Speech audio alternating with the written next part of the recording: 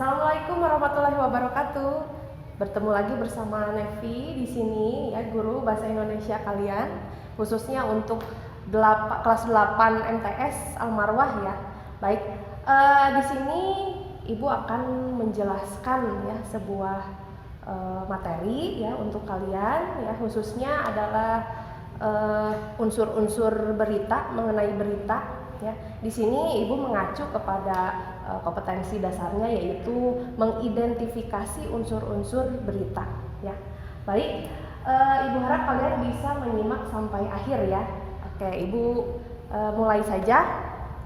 Baik. Nah, sebelumnya ya, Ibu akan menjelaskan mengenai berita itu sendiri ya. Berita itu apa sih ya? Bukan karangan ya, atau kita yang biasanya mengarang cerita dan lain sebagainya, itu bukan seperti itu ya. Jadi berita ini adalah tulisan ya, tulisan apa? Faktual ya. Jadi tulisan di sini adalah mengacu kepada fakta ya. Fakta, kemudian aktualnya adalah yang terbaru ya. Nah, baik, di sini Ibu akan memberikan sebuah contoh berita. Mengapa Ibu tulis ya? Karena memang fasilitasnya terbatas ya, nggak apa-apa ya. Yang penting kalian bisa paham. Baik, kalian bisa baca di sini ya. Maaf ya, tulisan Ibu kurang bagus. Yang penting kalian bisa membaca dengan intensif.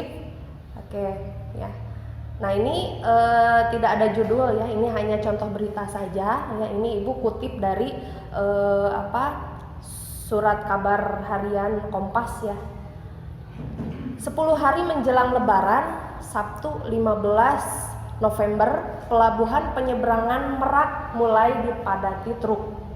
Truk-truk tersebut mengangkut barang non-9 bahan pokok ya, atau non sembako. Tingginya arus truk dalam 2 hari terakhir berkaitan dengan adanya larangan melintas bagi truk non-9 bahan pokok atau non sembako pada tanggal 21 sampai 25 November ya. Larangan tersebut berlaku bagi truk bersumbu lebih dari 2, truk tempelan dan truk kontainer. Penumpukan truk bersumbu 2 tersebut seperti di Pelabuhan Merak menyebabkan antrian truk sekitar 100 meter dari pintu masuk kapal. Antrian terjadi di dermaga 1 hingga dermaga 4, tetapi antrian tersebut masih dalam batas normal. Antrian belum membeludak keluar area parkir pelabuhan. Akan akibat penumpukan truk itu, beberapa supir truk mengaku harus menunggu sekitar 2 hingga 4 hari untuk bisa masuk kapal ya. Baik, nah di sini setelah kalian membaca contoh berita tersebut, kalian bisa membandingkan ya. Ini teks berita di sini berbeda dengan teks yang lainnya seperti teks prosedur, teks eksplanasi dan lain sebagainya ya, karena berita di sini harus memiliki unsur-unsurnya yang mendukung kelengkapan berita tersebut ya. Unsur-unsurnya apa saja di sini, yaitu ya, nih catat nih ya, unsurnya adalah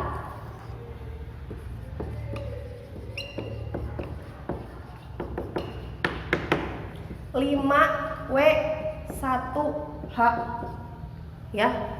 Apa ini 5W1H? Ini adalah unsur-unsur berita loh ya. 5W1H ini adalah terdiri dari watt ya. 5W-nya adalah, yang satu adalah watt. Watt itu apa sih bahasa Indonesianya? Apa ya. Jadi apa di sini maksudnya adalah berita apa ya. Itu unsur pertama, berita apa yang sudah kalian baca ya. Baik. Kemudian W yang kedua adalah when. When bahasa Indonesianya apa? Kapan. Nah, kapan di sini maksudnya kapan peristiwa yang ada dalam berita itu terjadi. Nah, seperti ini nih contoh yang sudah kalian baca barusan. 10 hari menjelang Lebaran, Sabtu 15 November ya kan? Kalau berita tidak ada kapannya itu kurang lengkap, betul. Nah, baik ya. Ini adalah yang kedua. When atau kapan. Kemudian ada lagi where. W yang ketiga where. Where itu apa sih bahasa Indonesianya? Di mana? Di mana di sini maksudnya tempatnya. Tempat peristiwa dalam berita itu terjadi di mana, ya. Nah, boleh kalian sambil mencatat ya. Nah, kemudian W yang keempat adalah who. Bahasa Indonesianya apa who? Siapa. Nah, siapa di sini maksudnya pihak-pihak yang terlibat ya dalam apa peristiwa pada berita tersebut ya. Who. Kemudian ada W yang kelima apa? Why. Bahasa Indonesianya apa why? Why apa? Mengapa? Mengapa di sini adalah alasannya mengapa sih peristiwa tersebut terjadi dalam berita ini yang sudah kalian baca ya. Alasannya apa gitu kan. Nah, kemudian ada haknya satu hak ya. Haknya apa sih? How. Kalau how apa bahasa Indonesianya? Bagaimana ya. Bagaimana di sini adalah kronologisnya. Bagaimana kronologisnya kejadian itu terjadi, peristiwa itu terjadi ya. Nah, sampai sini dulu ya, kalian bisa catat ya. Yang 5W 1H itu ini adalah unsur-unsur berita ya. Bu, bagaimana kalau misalnya salah satu saja misalnya tidak ada unsurnya dalam berita? Maka berita tersebut tidaklah lengkap ya. Baik, ini merupakan unsur-unsur atau keenam unsur-unsur ini harus ada dalam berita. Ya, kalau misalnya Bu, ada nih yang aku baca nih di sumber lain selain 5W1H ada adik Simba. Apa tuh adik Simba? Sama sebenarnya ya. Adik Simba. Kalau adik Simba ini maksudnya ini kependekan dari bahasa Indonesianya ya, unsur-unsurnya sama. A itu apa? Di mana? K-nya kapan, C-nya siapa, M-nya mengapa, dan B-nya adalah bagaimana. Ini sama dengan di sini 5W1H. 5W1H versi bahasa Inggris gitu maksudnya. Kalau adik Simba adalah versi bahasa Indonesia. Ini sama ya.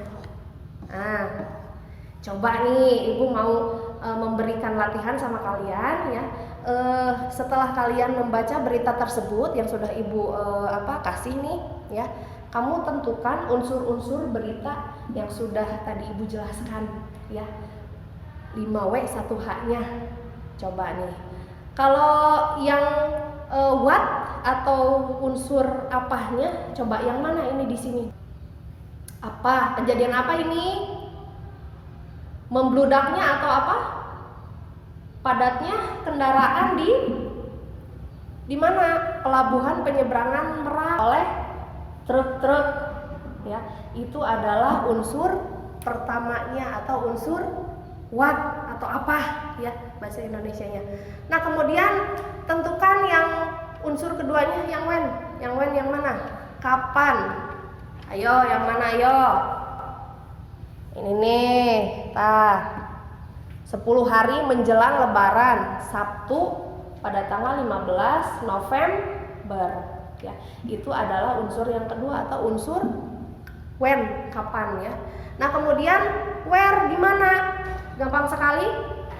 Di pelabuhan penyeberangan Merak ya. Nah, itu adalah unsur yang ketiga, unsur yang where atau di mana. Kemudian unsur yang keempat who atau siapa? Siapa ini yang terlibat? Para supir, para truk-truk ya, truk-truk yang mengangkut barang non 9 bahan pokok atau truk-truk pengangkut non sembako. Itu adalah unsur siapa atau who-nya ya. Nah, kemudian lanjut yang why. Why atau mengapa. Mengapanya ini alasannya mengapa sih ya? Karena apa? Karena adanya larangan melintas bagi truk non 9 bahan pokok atau non sembako ya. Karena larangan tersebut maka terjadilah apa tadi? Dipadati oleh truk-truk ya, khususnya adalah truk bersumbu atau truk gandeng ya. Truk gandeng itu seperti truk yang yang gede ya, gede-gede itu kan tidak boleh melintas karena apa? Padat ya. Nah, itu bagian why-nya atau mengapa. Kemudian unsur yang terakhir adalah how. Bagaimana? Karena larangan tersebut, jadi ini maksudnya kalau yang how, Bu, apa bedanya sih why dengan how? Kalau why ini kan di sini mengapa di sini adalah penyebabnya ya. Penyebabnya kalau how kronologisnya kumaha ya, kalau bahasa Sundanya kumaha, mengapa ya. Jadi maksudnya itu adalah akibatnya. Kalau ini penyebabnya why, kalau how adalah akibatnya. Akibatnya apa tadi? Truk-truk pengangkut barang non 9 bahan pokok apa? Padat. Itu ya. Padatnya sampai mana di sini? Nah, ini kan menyebabkan antrian truk sekitar 100 meter dari pintu masuk kapal ya. Jadi padat, jadi menumpuk ya. Nah, ini merupakan unsur-unsur apa? Unsur yang how-nya ya.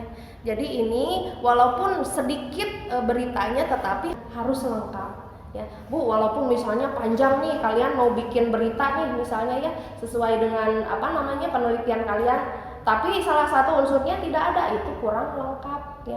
Jadi alangkah baiknya yang namanya berita itu harus ada ke-6 unsur yang tadi, 5W 1H atau adik simbang ya. What-nya, when, where, who, why, how, apa, kapan, di mana, siapa, mengapa, bagaimananya harus ada, harus lengkap ya. Baik, itu mengenai unsur berita. Jika kalian kurang paham atau kurang mengerti, silakan kalian WA japri saja ke nomor Ibu ya. Itu aja, yang penting kalian sampai sini paham atau ngerti ya. Oke, mudah-mudahan apa yang Ibu jelaskan barusan bisa dipahami ya. Terima kasih atas perhatiannya anak-anak. Wassalamualaikum warahmatullahi wabarakatuh.